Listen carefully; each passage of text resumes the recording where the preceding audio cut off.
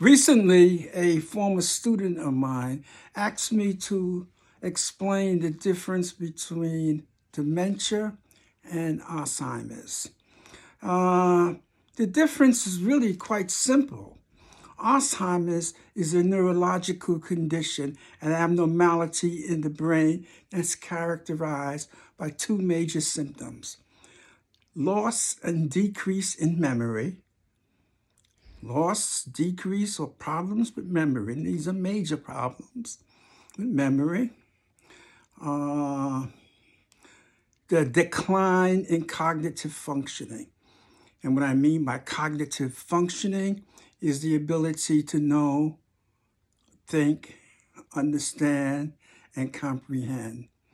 So, dementia is a neurological conditioning in the brain. It's a negative conditioning characterized by two types of major symptoms: loss in memory, loss in cognitive functioning. Now, the relationship of the Alzheimer's to dementia is that Alzheimer's is the major type of dementia. In other words, over 80% of everyone with dementia is due to Alzheimer's. That other 10-15% can be due to brain injury, strokes, things of that nature. But Alzheimer's, the major cause of dementia. So 80%, 85% of everyone who suffer from dementia also has Alzheimer's. Now, to discuss a little bit about Alzheimer's and to get a better understanding of it, I need to talk a little bit about the lifespan. And the lifespan goes from conception to death. If it's all the physical, social, psychological, emotional, and social changes that occurs from conception, not birth, conception to death. That's your lifespan. Your lifespan is different from your life expectancy. Your life expectancy is how long you are expected to live. Now, life expectancy is directly related to understanding to Alzheimer's. Now, Alzheimer's is a neurological condition, but there's a connection between the two. We know that there are genetic factors in Alzheimer's because it runs in families. And we know that we can see in the brain plaques and tangles. And this is this abnormal protein development. So everyone who has Alzheimer's have these plaques and tangles in the brain, in certain areas of the brain, especially in a section of the brain called the hippocampus.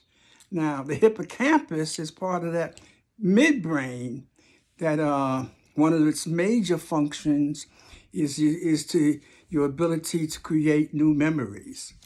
And this is one of the areas in which we see these plaques and tangles develop first in the brain. So people begin to lose the ability to create new memories. They can't remember where they put their keys. They can't remember where if they took their medicine or not. These are new memories. And the damage to the hippocampus by Alzheimer's, plaques and tangles,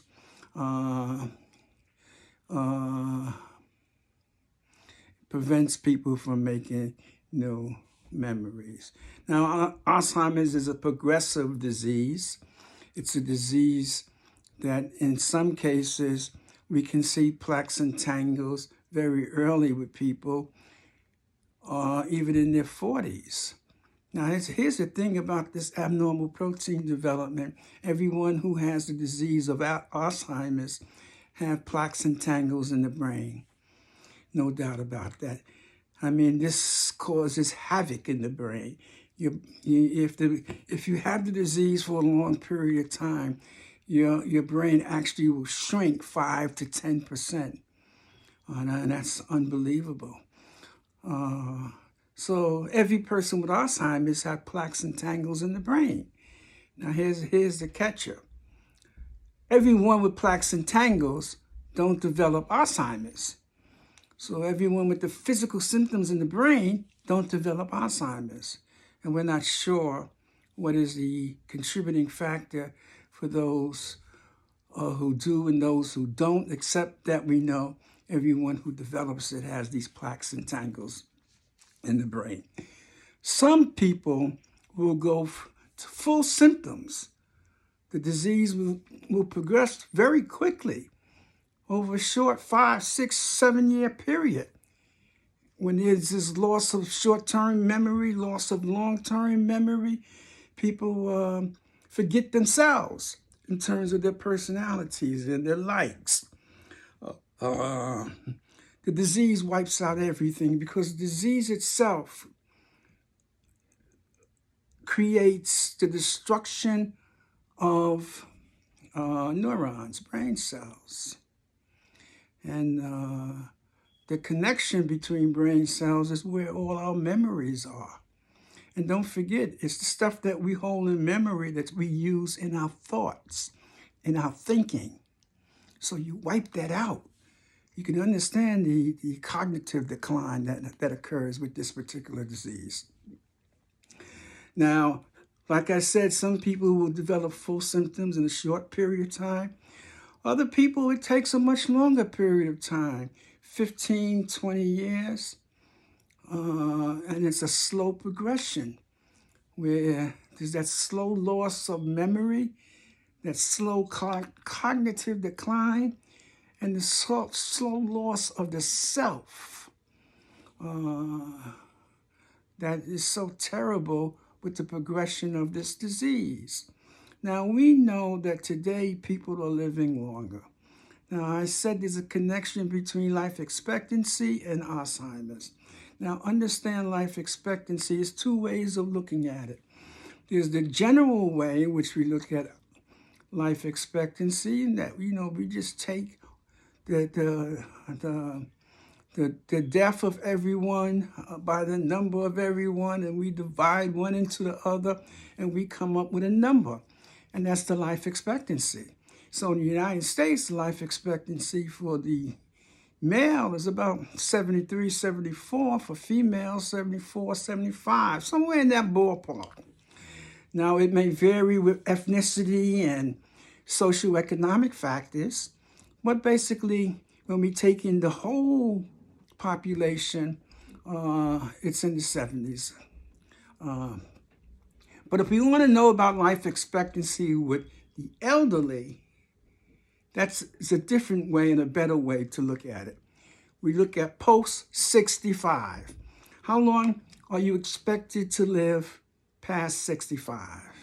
And we use the same technique, taking the average, and we find that in this country, males are expected to live 82, 83, and females 83, 84 in that general category.